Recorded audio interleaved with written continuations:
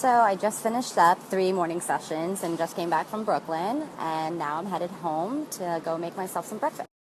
So just a little bit more about me and why I choose to eat the way I eat. I had hip surgery 2 years ago, and since then have developed autoimmune issues. It's similar to Hashimoto's in the sense that it affects my thyroid and my hormones, but I found that it greatly is affected by my intake of gluten.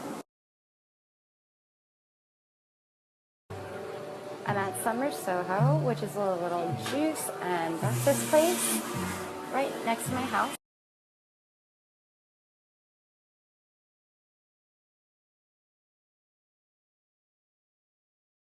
This is where the magic happens, the blog, where I cover everything from recipes, nutrition, travel, fitness, and overall healthy living. This is my kitchen. Just kidding. New York City kitchen. Every couple days, I'll hard boil or soft boil a bunch of eggs just so I can have them at the ready anytime I need a little extra dose of protein. As you can see on my Instagram, I do quite a bit of avocado toast and eggs in the morning for breakfast because it's just what is easiest.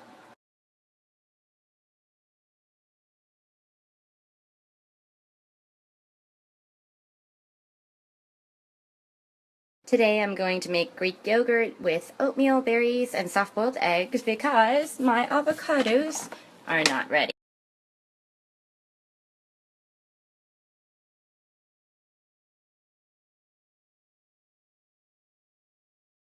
So I added some diced strawberries and blueberries, and now I'm sprinkling some chia seeds on there with cinnamon. So chia seeds are really convenient and easy because they actually don't need to be ground up to be absorbed in your stomach, as opposed to flax seeds, which do. Because of my autoimmune issues, I tend to get a lot of inflammation, so I make sure to get a lot of healthy fats like avocado, chia seeds, flax seeds, olive oils, coconut oils.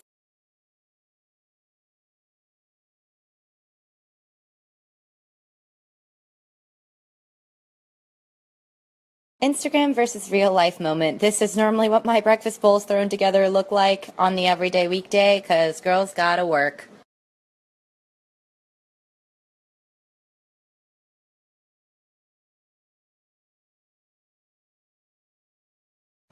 So for the past 2 hours, I was spending some time doing some client programming for my training clients and then some blog work. But now, gonna gather the ingredients to show you how to make that summer salad. But first, going to prep frozen bananas for my smoothie later.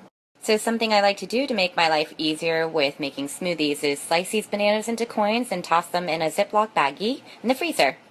Banana coins are awesome because they won't stick together in the freezer quite as much as chunks will, and it makes it a lot easier to portion out for individual smoothies.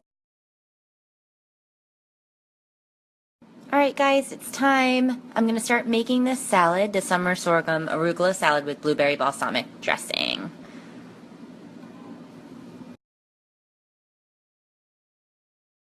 I also forgot to mention earlier that I'm the editor of the whole grain salad feed on Feedfeed's website, so make sure that you submit all of your whole grain salad creations with hashtag Feedfeed. If you're like me and super active, then you need some carbs in your day to sustain you, so a simple veggie salad usually won't cut it. So that's why I add some grains.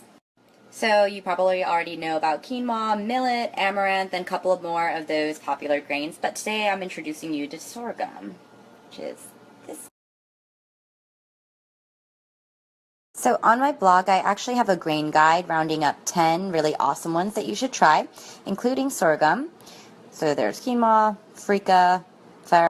So sorghum is another ancient grain, and it's gluten-free, and it almost looks like millet's little brother.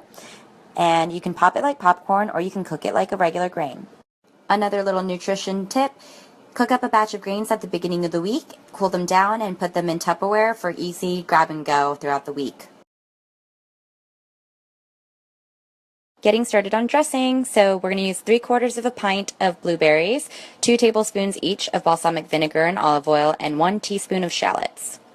So something that I highly recommend is always making your own dressings at home because it's so easy, so fast, and it's not filled with As I was saying, it's good to make dressings at home because then you can be guaranteed that there are no additives or artificial ingredients in there like some store-bought ones can be.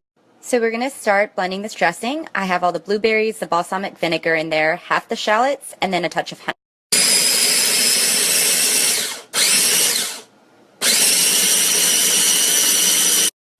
So now this base is pretty well blended. There's still some chunks of blueberry skin in there, but it's not really a big deal. And now we're going to emulsify with the olive oil.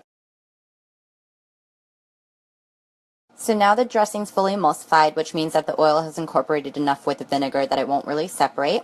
It'll be a little bit liquidy of a mixture, but I purposely did that in this recipe because the sorghum is super absorbent and it's going to soak up a lot of that excess liquid in the salad.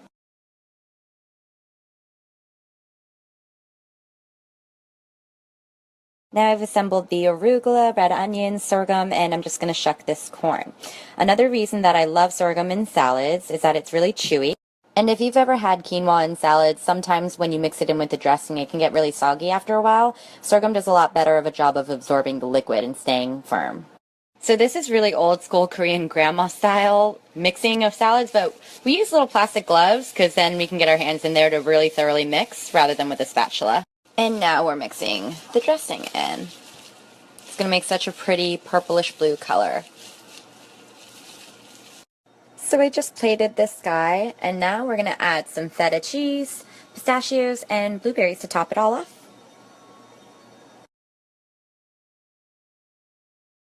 So if you guys have followed me on Instagram for a while, you guys know that I love my seasonal produce. And one, they're also on sale usually all the time, which is great.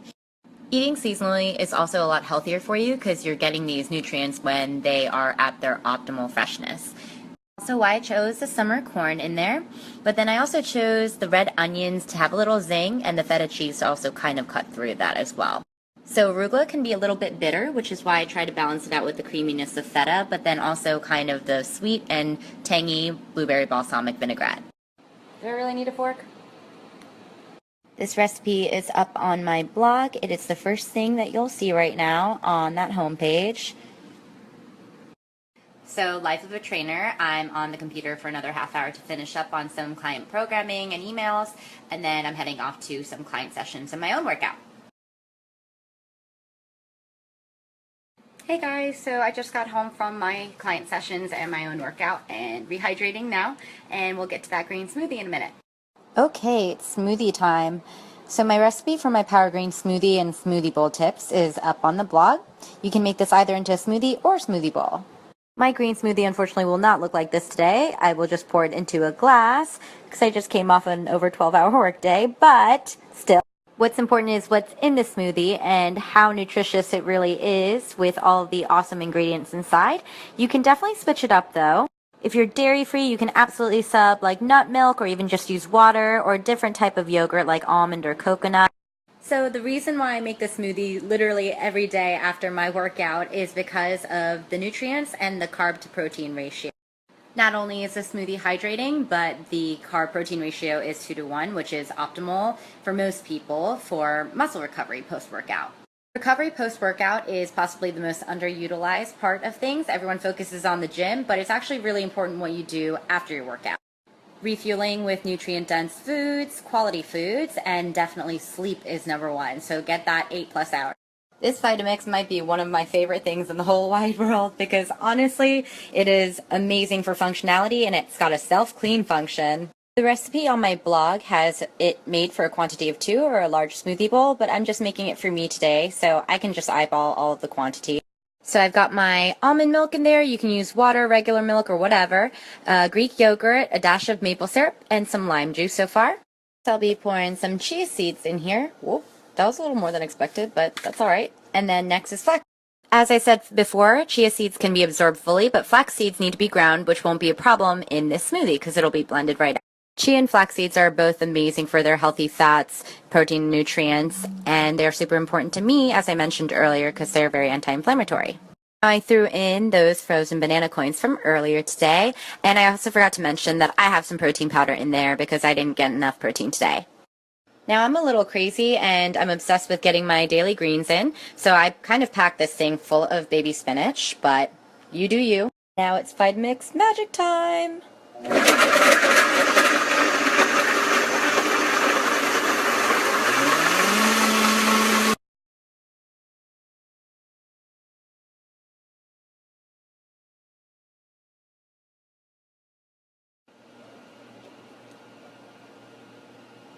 so good. Perfect amount. As all my family and friends can attest to, I'm the crazy lady that puts chia seeds on pretty much anything and everything I can.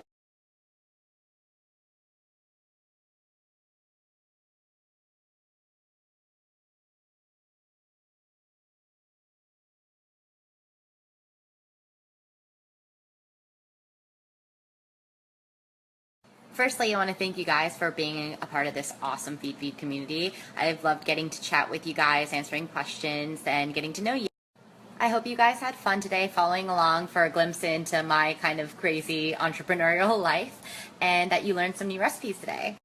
Feel free to check out my Instagram page or blog to learn a little bit more about me, and I also offer online coaching, so please feel free to reach out anytime with any questions. So I'm in need of a little bit of off-screen time and unwinding from my day, so I'm going to head out, but please send us a snap if you're interested in taking over the Feedfeed snapshot.